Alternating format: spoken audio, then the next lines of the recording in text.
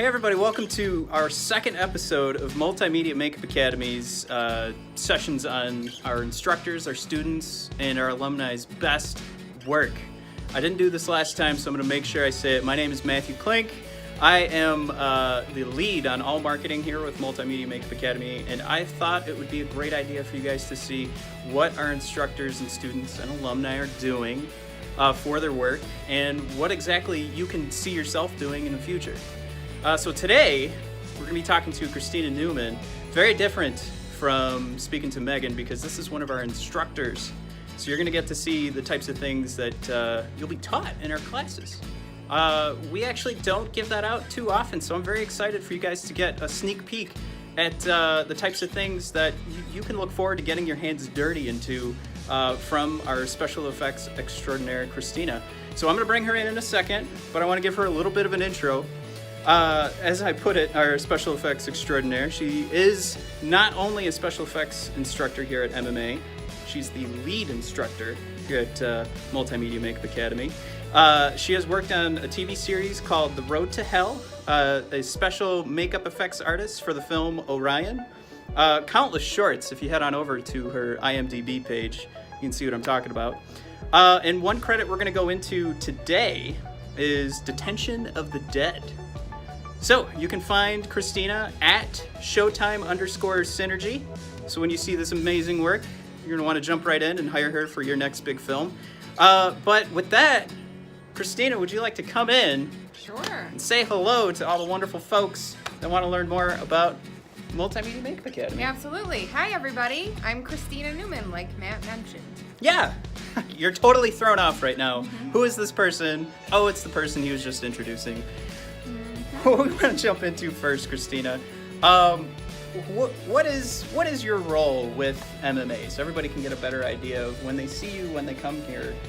What are you doing for MMA? Absolutely. So first and foremost, I've been with the Academy since we were established. We're creeping up on 10 years, which is pretty amazing. Super excited about that. As far as my role here at the Academy, of course, I teach special effects. I oversee that department, but then also as the lead instructor, I kind of have my fingers in the student experience and just making sure that, the instructors have everything that they need to facilitate properly and just oversee and make sure that everything's running smoothly.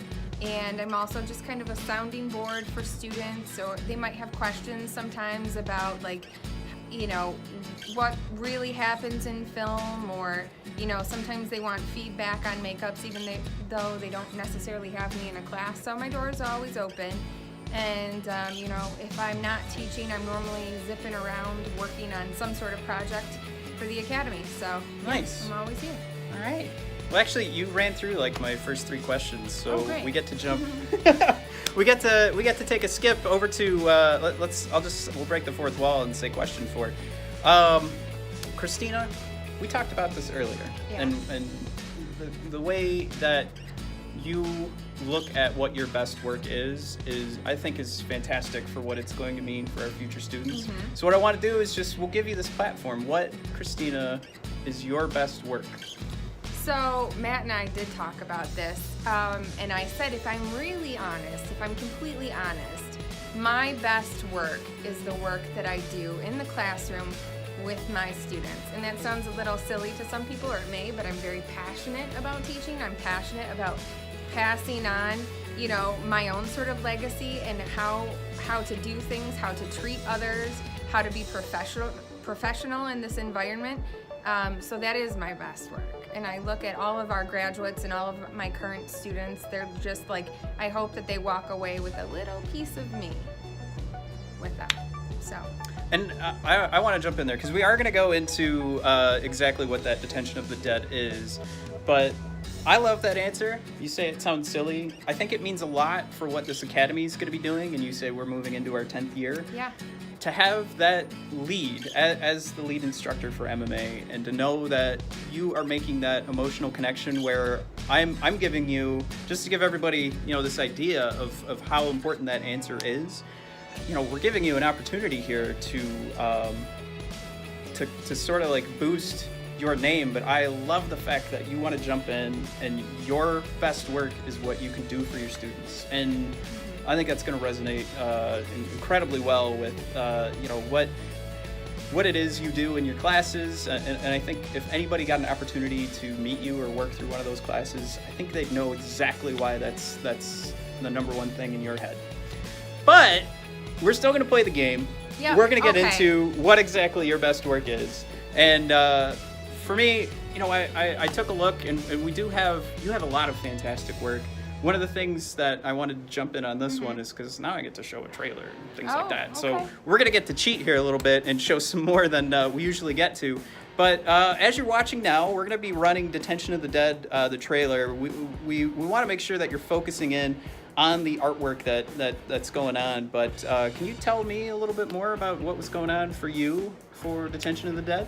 Absolutely. So for Detention of the Dead, specifically, I did pre-production work, meaning I was in a shop environment, I was sculpting, I was mold making, and I was casting all of the silicone appliances that are used on the zombies. So some of them were featured, meaning they're up close in front, some of them were just extras. I also worked on a couple specific gags that you have to watch the full film. I can't spoiler it for you or spoil it, but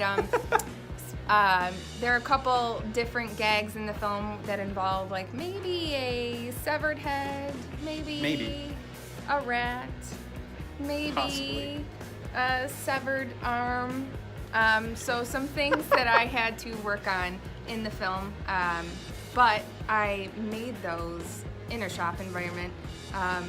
I wasn't necessarily on set. So it's like you create this baby and then you just give it away to somebody else.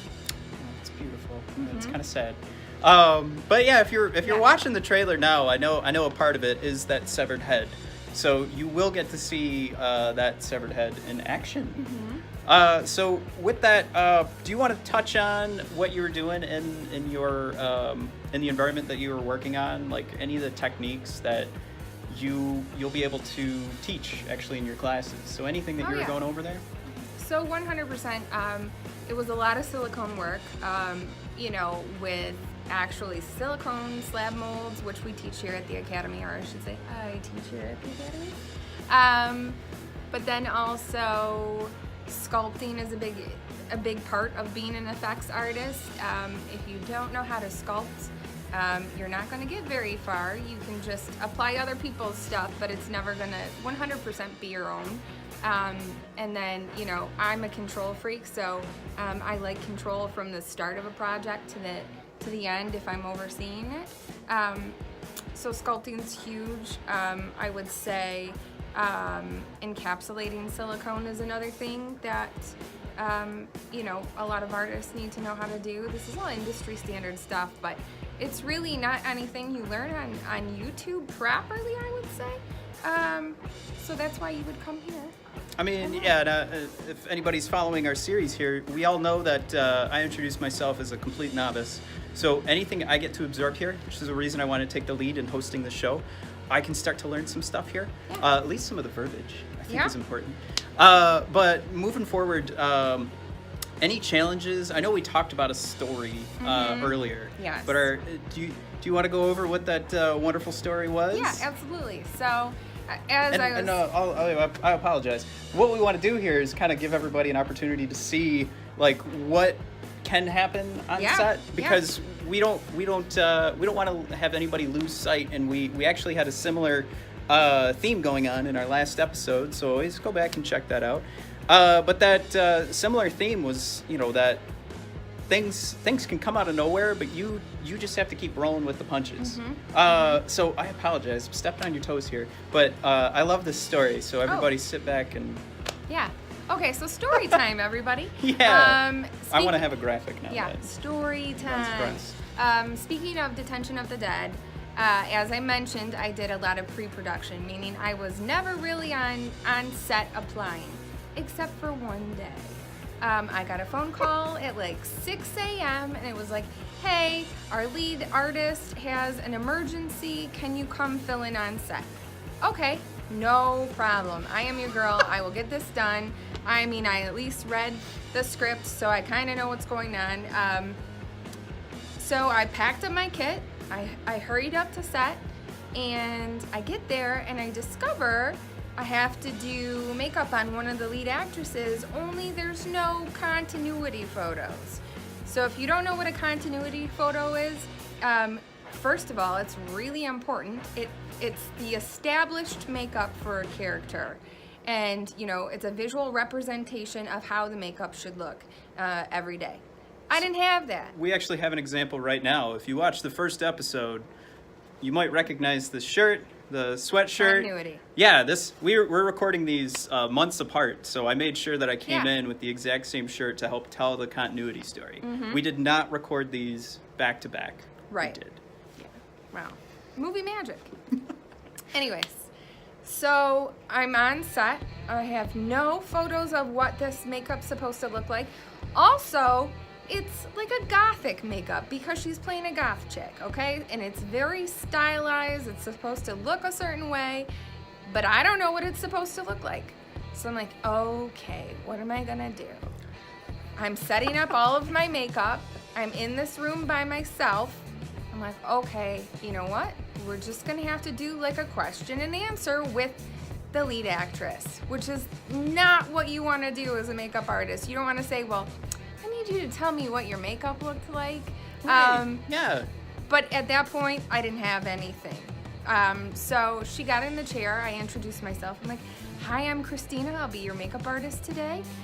You know, I don't have any photos of what your makeup looked like, but I'm confident that between the both of us, we can get you looking to what, you know, where you need to be. And she was just like, you know, she was trying to keep it in. You could tell she was irritated, and rightfully so. That is not her job. That is not her job to tell her makeup artist what her makeup's supposed to look like. But Very understandable, yeah. She realized the situation. It wasn't either one of our faults. It's just stuff happens on a film set. And you just have to kind of be flexible and go with the flow and try and still get your job done. Yeah. So, you know, I just started asking her, okay, so your skin was paler, right? Because you're playing a goth chick. Yes. I said, were your eyebrows darker? Yes. She goes, and then I had this squiggly thing by my eye. And I'm like, okay, which eye? Right? Left? Let's see. So we just went back and forth, back and forth, back and forth. She was getting really frustrated. She's like, you're doing it too neat. It's not sloppy enough. Okay, well, let's try, Yeah, you know, all the technical terms, I think. it Yeah, a little bit. that you're used to, right? Squiggly. Yeah, yep. Messy. Yeah, Sloppy. so I'm like, okay.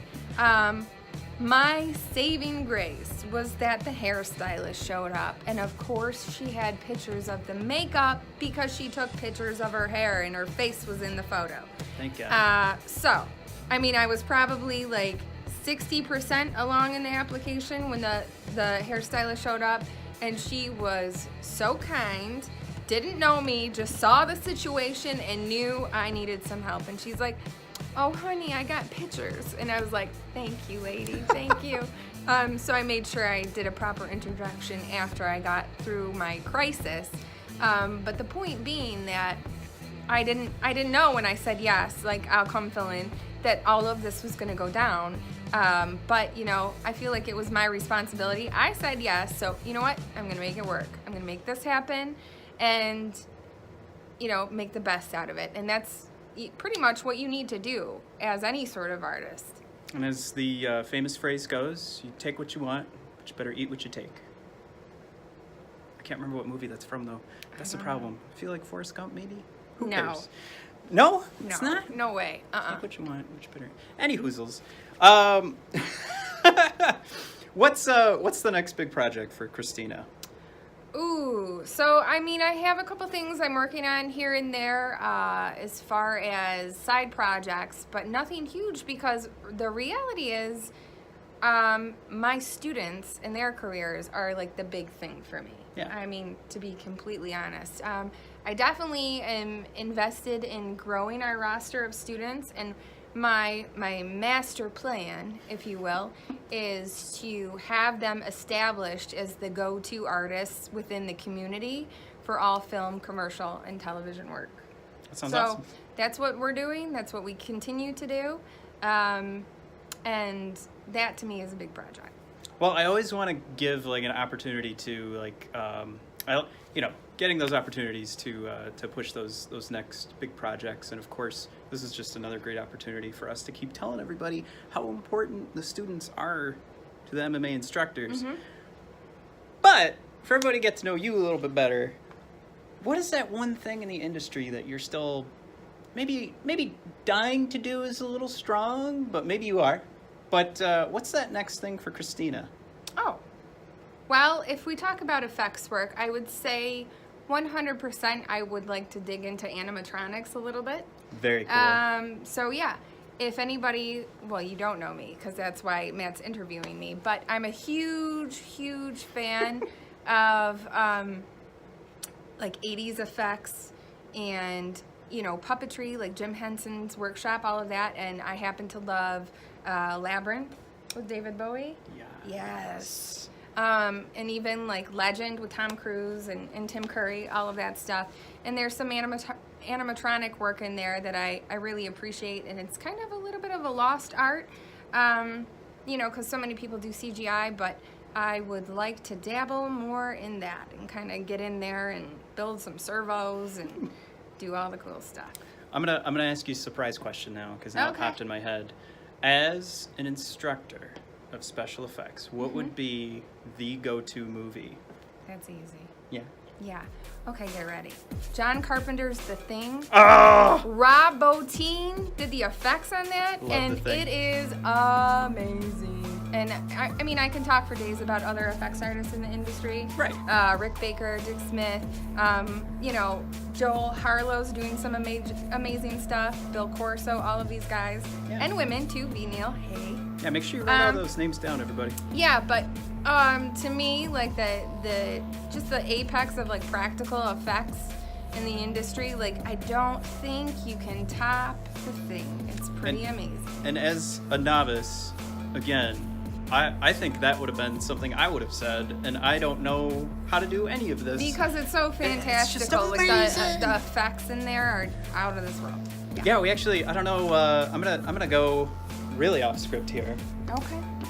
Do you watch Game of Thrones? Yes, I watched it last night. Did you? What? The first thing that popped in my head was that scene with the little boy up on the wall. I immediately texted my brother and I was like, "Oh my gosh, that is some John Carpentry." And of course, I'm putting the wrong label. I'm calling that effect shrimp cocktail without getting like too spoilery. If you haven't caught, season 8 premiere of Game of Thrones, but that's what Matt's asking. There's an effect in there that he's talking about specifically, and it does feel a lot like John Carpenter. And I actually thought that. I thought about the crab, right? All right. Well, with that, Christina, I hope that you had fun Absolutely. discussing your career. Is there anything else that you want to make sure that our MMA future students have in mind when they're thinking about choosing special effects? Yeah. Okay. This is a great opportunity to tell you. Nothing happens overnight. Even when you get a formal education and you learn everything, wonderful about effects, it's really on you. It's your persistence and your passion and your follow-through that makes you, a good artist and really gets you and elevates you to where you need to be. And I love that too, because I in any walk of life, I think everybody has to make that, that relation in their head of like, there's always, the one thing that will always keep you holding yourself back. As I stumble through my own words, wow, literal. It's going to be yourself, and it's one of those things that I think has been taught through this academy while I'm not even necessarily going through the coursework, but everything I see the instructors doing and then seeing the students out here. I mean, we're in the studio now that is available to you once you enroll with the academy, but you've got to just keep working. It's all going to be here for you, though, at the Academy. We have the resources to get you started. If you saw in that first episode with Megan Walker, that was us just taking advantage of all of the resources that are here at MMA, and here we are again. So we'll be here. We'll have resources, but for those resources to be used, it's got to be you. It's on you. All right. So that was episode 2 of Your Best Work. Christina, I really enjoyed talking to you, and now I feel like we need to go talk about The Thing and John Carpenter for maybe another couple hours. So we're going to go do that. I hope that you'll check out the rest of our episodes. I'm Matthew Klink for Multimedia Makeup Academy, and please subscribe, follow. We'll have all of the tags down at the bottom right here. Please. And side note, if you know the quote that Matt was throwing out earlier that he's attributing to Forrest Gump, can you just put it in the bottom? Know what movie that's from. Because I think he's wrong. I totally believe that I'm wrong too, because I love Forrest Gump. So with that, everybody, thanks for tuning in, and I hope you enjoy the next episode, and I hope that you'll check out MMA-makeupacademy.com. Thanks.